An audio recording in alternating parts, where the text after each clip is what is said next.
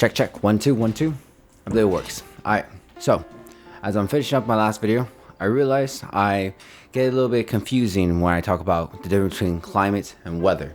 And I think I'd just like to use this time to clarify the main two differences and just get it out of the way. And I think it's a very easy concept to get down. So first, weather. The everyday experiences of what happens outside are, you live in a fucked up place like Texas, everyday different parts of the city that's going on outside. It's whatever the events are that are happening at that moment. That is your weather.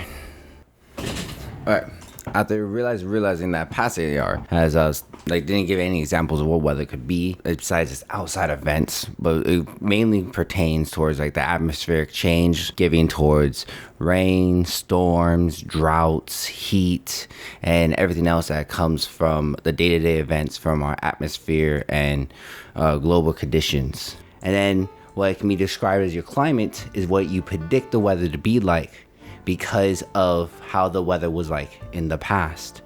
Climate is usually judged by a 30-year long period of how a place has been showing its stable weather patterns. And from there, you can now be able to judge that climate is the prediction of weather. And weather is what happens on a day-to-day life. Pause. Okay. All I said has been true about like the 30-year time span of climate and everything like that. But I think it's more important to get like a visual grasp of what climate is, that it's a statistical record. It's the stats of how the weather has been proceeding and how the weather was like and how the weather can be. And using this statistical pattern, we can guess other future statistics. And that is the main general grasp of climate and why we use it for every different biome in the whole world.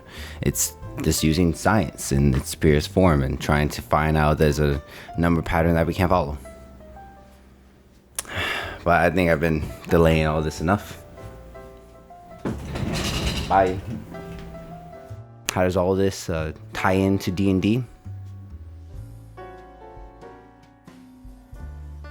Well, I guess we'll have to wait till tomorrow for me to figure that one out. Hello and goodbye. This has been ARdotJR. I hope you all have an amazing day.